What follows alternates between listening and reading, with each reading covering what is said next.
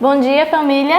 Bom dia. Bom dia para você aí de casa, que você seja muito bem-vindo e que a palavra de Deus entre em seu coração hoje. Bom dia, Lua. Bom dia, Ju. Bom dia, escola. Bom dia. Bom dia, pessoal de casa. Sejam muito bem-vindos para mais um ano bíblico. Vamos orar ao nosso Deus? Venha conosco. Senhor Deus, amado Pai, agradecemos por mais essa manhã, Paizinho, que estamos aqui na Tua presença te buscando. Que o Senhor venha estar com todos aqui, venha estar com quem estão em casa, Senhor. Que cada palavra que for dita aqui, Senhor, possa estar sendo gravada no coração dessas pessoas, no nosso coração também, Pai. Que o Senhor venha estar conosco durante esse dia, nos abençoando e nos falando mais ao coração. É isso que te pedimos em nome de Jesus. Amém. Hoje eu estava com vontade tão grande de mandar um abraço especial. Eu queria mandar um abraço para minha mãe, para o meu pai e para a igreja, para o pessoal da igreja lá de Vertente do Lério. Você quer mandar um abraço para alguém? Eu quero. Eu queria mandar um abraço para minha mãe, que eu tô com muita saudade, e para minha tia, que assiste todos os dias. Ela falou bem assim, fale de mim lá, que eu assisto todos os vídeos. Então um abraço para minha tia Antônia. Vamos louvar o nosso Deus agora com o hino 539, Justificado. Salve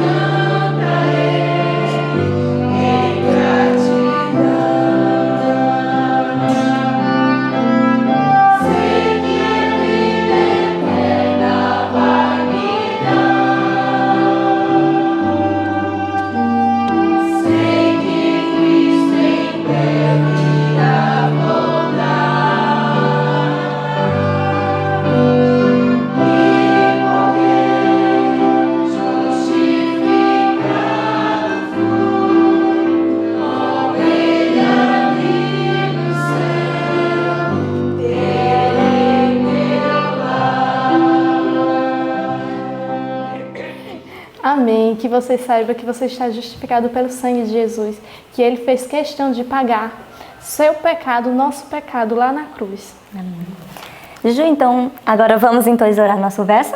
Sim, vamos falar um pouquinho, colocar em nosso coração o verso dessa semana, que está lá em João 15, 7 e 8. Vamos todos juntos nos 3? 1, 2, 3.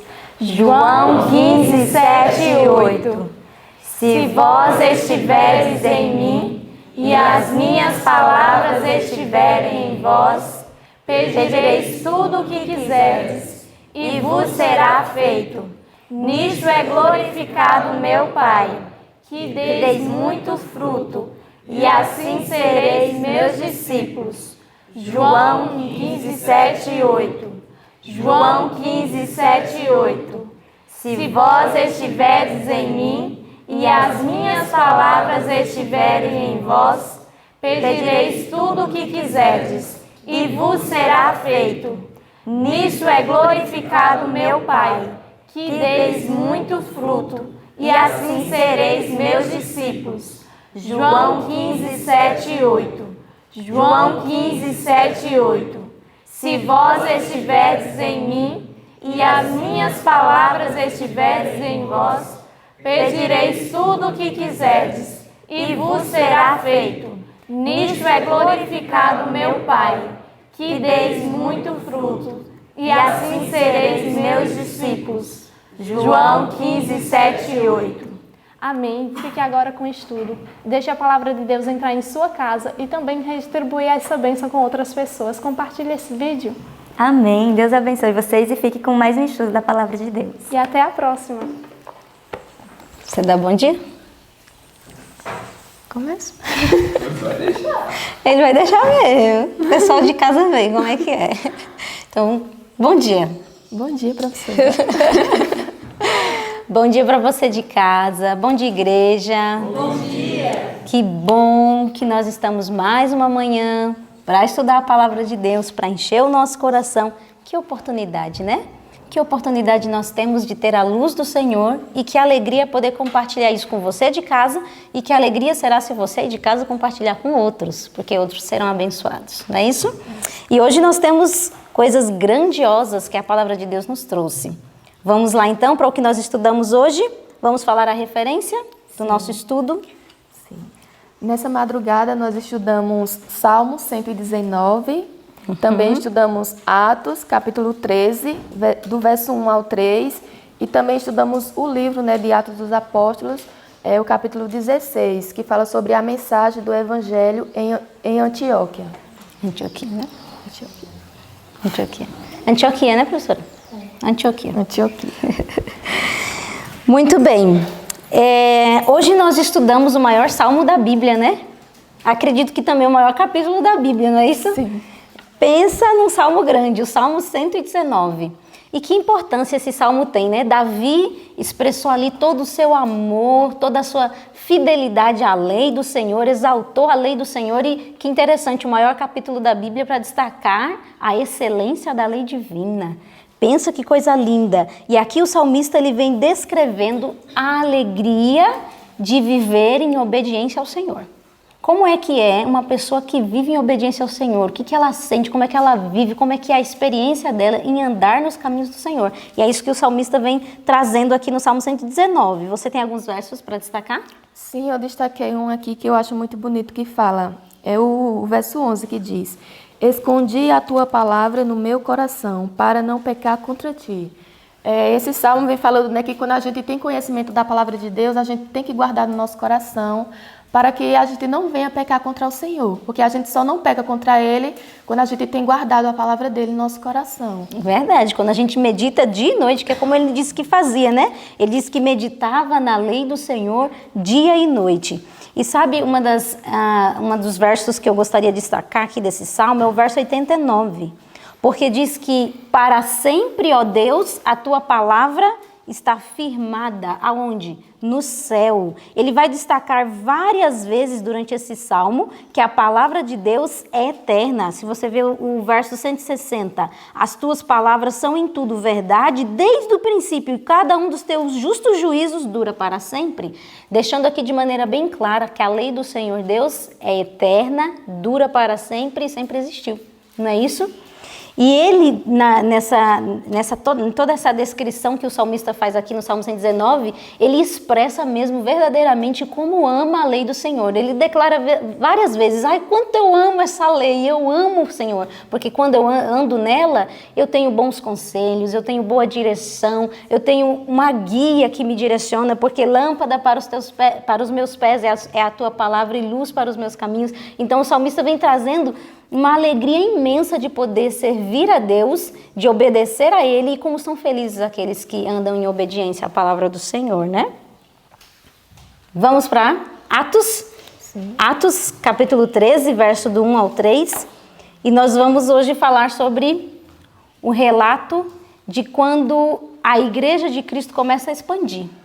Eles começaram ali pregando em Jerusalém, né, levando a verdade, né, para os judeus ali daquela região. Só que aí inicia uma perseguição contra a igreja de Cristo. E aí eles começam a se espalhar. Eles são expulsos, né? Eles fogem, né? Eles fogem para poder expandir então a palavra do Senhor. E é engraçado porque aqui no capítulo 16 do Atos dos Apóstolos, diz que eles se espalharam em pequenos grupos de crentes e foram para várias cidades. Que interessante isso, né? A igreja de Deus trabalhando em forma de pequenos grupos, né? Que é o que nós vemos hoje a nossa igreja atuando, né? Começa com um pequeno grupo e vai expandindo, se torna uma igreja, um negócio muito lindo. E foi assim na igreja primitiva. Eles se dividiram em pequenos grupos e eles foram para várias cidades. E uma dessas cidades foi Antioquia. E lá, como é que foi o trabalho lá? Vamos falar sobre o trabalho que aconteceu em Antioquia? Sim, o trabalho lá foi muito maravilhoso, né? Porque as pessoas de lá recebiam o evangelho com alegria. E tinha alguns discípulos que primeiro eles foram para Fenícia e Chipre, né? Então, lá em Antioquia não tinha ainda ninguém que levasse a palavra. Então, esses discípulos que estavam na Fenícia e em Chipre foram lá pregar o evangelho e muitas pessoas estavam se convertendo, né? Então, eles tiveram a ideia de chamar Barnabé para ajudar lá na obra. Aí Barnabé foi primeiro e depois ele sentiu a necessidade de chamar Paulo para ajudar ele lá na obra. Que interessante isso, né?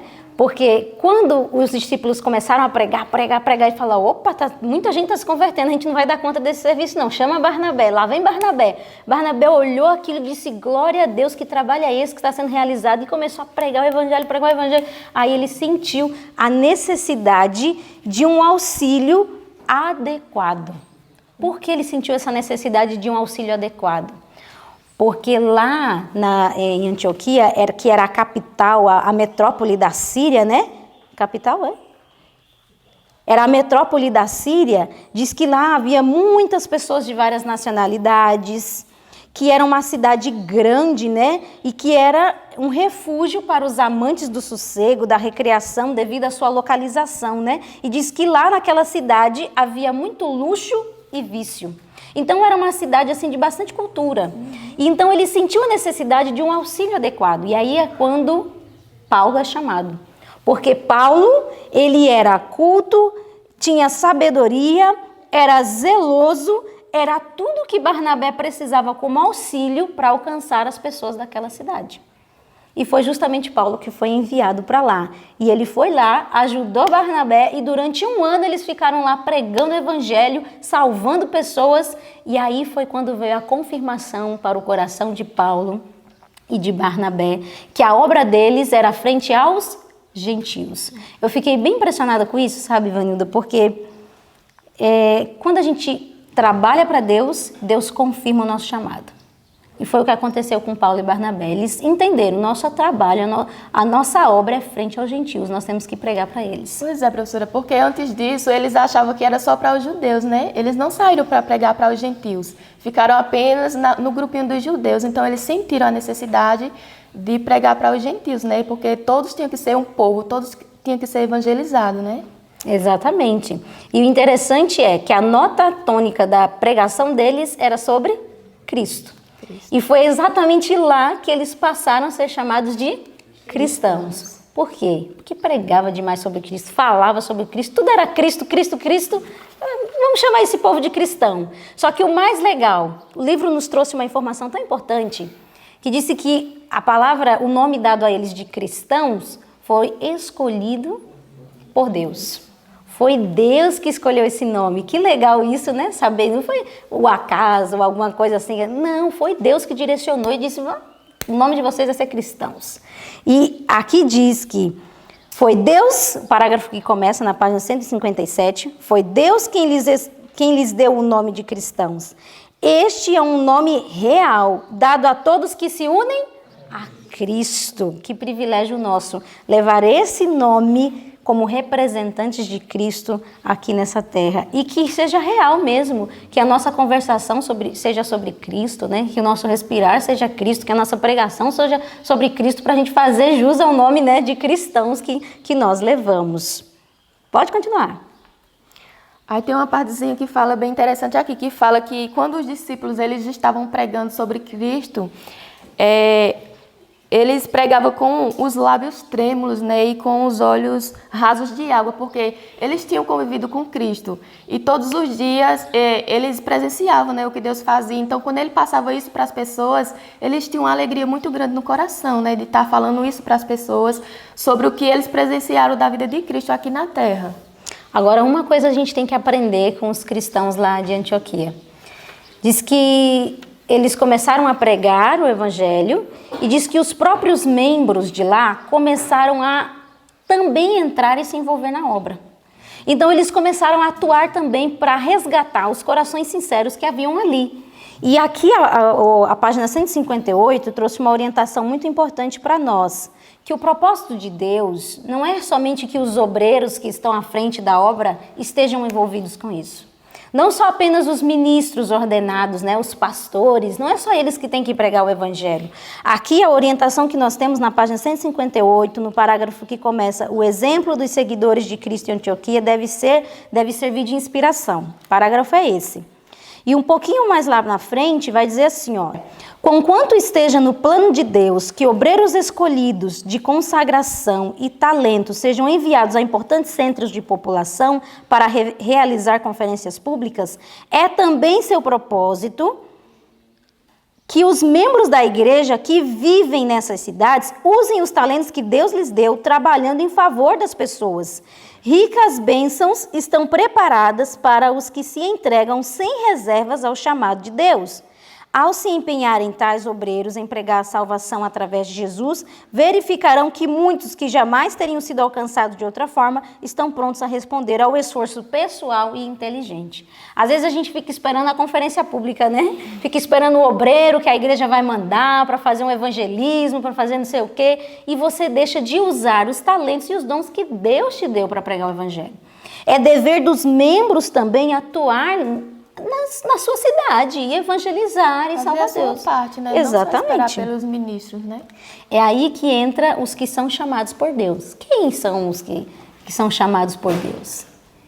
É isso mesmo. E como diz o meu amigo Diego, né? Você aí que é bombeiro, que é padeiro, que é enfermeiro, Deus está te chamando. Deus está te chamando para viver essa obra, para ser missionário. Aí no seu trabalho, na sua escola, na sua vizinhança, nós somos chamados também para participar desse privilégio que é levar a palavra do Senhor, usando todos os meios, todos os talentos, todas as oportunidades para que muitos sejam alcançados pela graça do Senhor. Agora, interessante nós falamos que Paulo e Barnabé foram separados por Deus para pregar para os gentios. Só que nós temos um detalhe muito importante para explicar sobre essa situação. Pregar para os gentios naquela época era uma tarefa fácil? Não era. Porque a igreja não tinha essa visão. A igreja tinha que visão? Que temos que alcançar os perdidos da casa de Israel, né? Nós temos que falar para o povo do Senhor sobre o Messias. E então a obra em prol dos gentios foi meio que deixada ao lado, não era bem compreendida. E agora Deus chama Paulo e Barnabé para pregar aos gentios. Mas isso Deus não fez isso sem a atuação da igreja junto. E isso que é muito importante e é a tônica do nosso estudo de hoje. Porque agora, enquanto a igreja orava e jejuava, Deus falou ao coração deles: separem para mim Paulo e Barnabé, porque eu tenho um ministério para eles. Eu tenho uma obra para fazer através deles. Vocês precisam ordenar. E eles foram ordenados. Aqui na página 160, no parágrafo que começa: e na igreja que estava em Antioquia havia alguns profetas e doutores. Um pouquinho mais lá na frente diz que antes de serem enviados como missionários ao mundo pagão, esses apóstolos foram solenemente consagrados a Deus com jejum e oração e a imposição das mãos. Assim foram eles autorizados pela igreja, não somente para ensinar a verdade, mas para realizar o rito do batismo e organizar igrejas, achando-se investidos da plena autoridade eclesiástica. O trabalho era apoiado por quem? Pela igreja. Os missionários não trabalhavam sem o apoio da igreja. E foi essa orientação que Deus deu para eles lá na época. E foi assim que Deus atuou ao chamar Paulo e Barnabé. Não chamou Paulo e Barnabé para viver um ministério independente da igreja. Ah, vamos lá, vamos trabalhar. Deixa esse povo aí que eles não estão entendendo a obra. Não, de jeito nenhum. Pelo contrário. Deus comunicou à igreja para fazer a ordenação deles. E assim eles foram ordenados, enviados para o campo como missionários, apoiados pela igreja. E por que Deus atuou dessa maneira?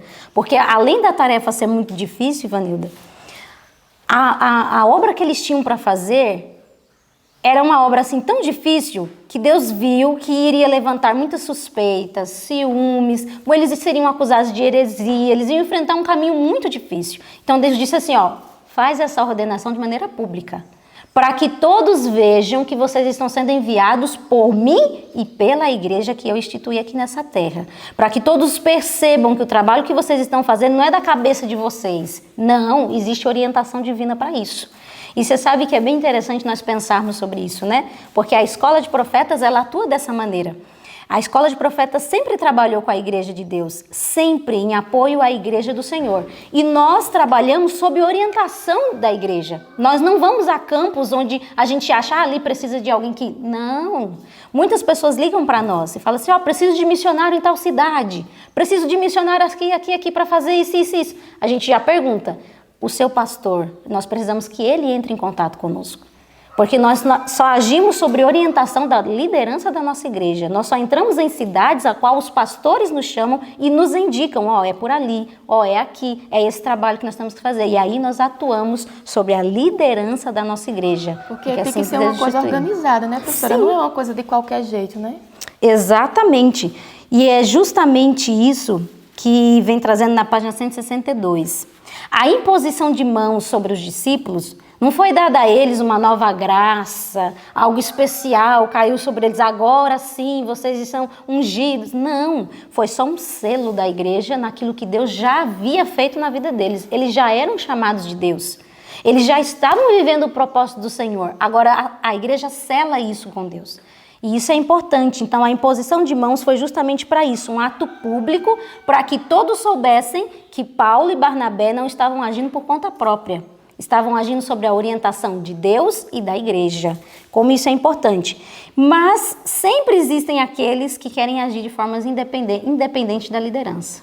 Sempre tem aquele, que fala, a igreja não está fazendo, eu vou fazer. Mas a liderança está assim, está assado. E como é que a gente vai confiar nesse povo? E não sei o quê. Tem sempre alguém que se levanta para se posicionar dessa maneira e fala mal da liderança e expõe a liderança e aquela guerra terrível. E o livro também trouxe uma orientação sobre isso. Vamos ver o que foi que a senhora White trouxe para nós? Parágrafo que começa, Deus fez de sua igreja na terra. Aí fala, Deus fez de sua igreja na terra um conduto de luz e por intermédio dela comunica seus desígnios e sua vontade. Por intermédio de quem? Da igreja. Da igreja. Ele não dá a um de seus servos uma experiência independente da experiência da própria igreja ou a ela contrária, nem dá a um homem um conhecimento de sua vontade para toda a igreja, enquanto o corpo de Cristo, é deixado em trevas.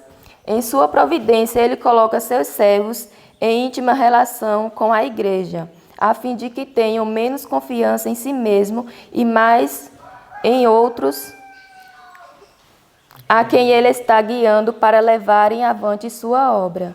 Muito bem, esse parágrafo nos deixa claro que Deus instituiu a igreja como um conduto de luz para que, por intermédio dela, comunicasse seus desígnios e sua vontade. E que ele não dá a um dos seus servos de maneira separada uma instrução contrária àquilo que deu à igreja. Pelo contrário, ele vai trabalhar através da igreja para instruir a todos. E aqueles que agem de maneira individual, independente, a senhora White vai dizer no próximo parágrafo que esse tipo de espírito é susceptível de levar o instrumento humano a ter confiança demais em si mesmo. E aí é uma porta aberta para o diabo iludir e enganar essa pessoa. Então, veja como é importante nós entendermos uma situação. Não é que a liderança não erre, ou os nossos pastores não erram. Todo mundo erra, não é isso? O cargo, a posição, não nos torna infalíveis. O cargo e a posição não nos torna santos, mas todos que estão em uma posição de liderança, eles foram colocados por Deus. Foi Deus que decidiu assim. E se Deus decidiu assim, é porque Ele sabe o que está fazendo. É porque Ele fala através daquele instrumento. É porque Deus usa, apesar de ser pecador e infalível. Apesar de também ter erros. E aqui, de maneira muito clara, me impressionou muito, nesse parágrafo da página 163, tem havido sempre na igreja, que estão constantemente inclinados, né, a agir de maneira individual. Lá no final, diz que Deus investiu sua igreja de especial autoridade e poder, por cuja desconsideração e desprezo ninguém se pode justificar, pois aquele que assim procede despreza a voz de Deus. É Deus que fala através dessas pessoas. É Deus que fala através da liderança. E nós precisamos aprender a não negligenciar, a não desprezar a liderança que Deus instituiu sobre nós. Porque senão nós estaremos atuando contra a vontade de Deus. E como isso é sério, não é? E um pouco mais à frente diz aquilo que você falou ontem à noite para mim.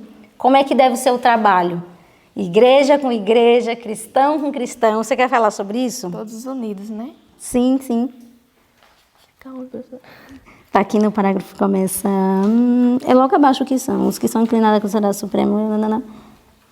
É um pouco mais à frente, para você não ler ele todo, que ele é grande, né? No parágrafo que começa, os que são inclinados a considerar como supremo seu critério individual. Mais abaixo tem uma partezinha que fala... Em sua sabedoria, o Senhor tem designado que, mediante a íntima relação mantida por todos os crentes, cristão esteja unido a cristão, igreja a igreja. Assim estará o instrumento humano habilitado a cooperar com o divino. Todo agente estará subordinado ao Espírito Santo e todos os crentes unidos no esforço organizado e bem dirigido para dar ao mundo as alegres novas da graça de Deus. Então é como a senhora falou, né, professora, que todos temos que estar unidos, né? Temos que dar as mãos para que assim a gente possamos trabalhar unidos com o Espírito Santo. Não um trabalhando de uma forma ou de outra, mas que todos estejam juntos e em união. Exatamente. E uma coisa linda, né? Essa é uma parte da missão. Enquanto Paulo e Barnabé estavam lá pregando aos gentios em Antioquia, Pedro, Tiago e João estavam aonde? Em Jerusalém. Levando o evangelho para quem? Para os da casa de Israel. Convencendo os judeus de que não tem mais que vir um Messias. O Messias já veio, já morreu, já ressuscitou, já está no céu, está intercedendo por nós. Então eles estavam também fazendo a obra do Senhor em prol de quem? Da casa de Israel. Então a obra de Deus tem vários pontos. A sua missão é um ponto, mas existem várias outras pessoas cumprindo também o ID do Senhor e fazendo a vontade do Senhor. E cada um deve pegar a sua parte, e dar conta. Agora, qual é que deve ser a nossa posição? A mesma de Paulo e Barnabé. Não lutemos contra a liderança do Senhor. Pelo contrário, trabalhemos juntos, unidos, cristão com cristão, igreja com igreja, para que a obra do Senhor termine. E realmente a senhora White fala no livro Obreiros o que mesmo que é o nome? Lê o livro, né, irmã? Li só o parágrafo. Então, a senhora White fala no livro Obreiros Evangélicos, né, que a obra de Deus terminará com os membros pegando na mão dos pastores e fazendo a obra de Deus avançar aqui nessa terra. Que nós possamos ter essa posição, né, de sermos submissos à liderança que Deus colocou sobre nós, né? Sobre nós, e que nós avancemos guiados pelo Espírito do Senhor para proclamar o Evangelho a gentil, a judeu, a grego, a todo mundo, né? O cumprir o ide a todas as nações e pregai o Evangelho. Que o nosso Deus nos abençoe no dia de hoje e que o Espírito de Cristo esteja em nossos corações. Vamos então fazer uma oração para nós finalizarmos. Vocês vão?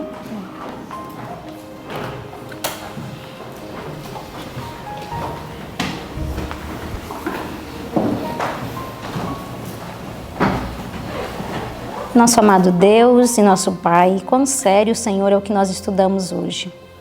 Senhor Deus, quantas pessoas hoje estão enganadas, Senhor, trabalhando de maneira sozinha, independente, individual, sem perceberem que precisamos estar trabalhando juntos na Tua obra, Senhor.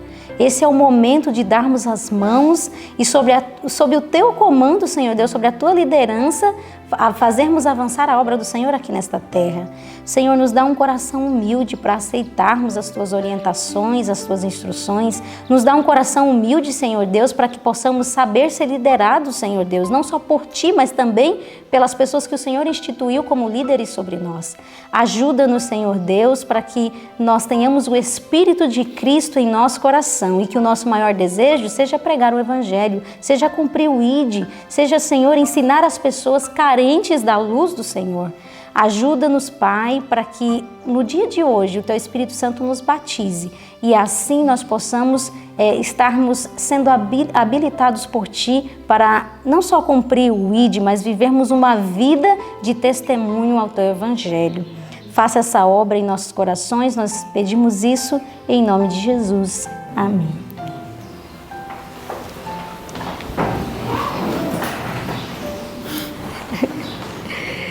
Foi um prazer ter estado com você e até amanhã. Até amanhã.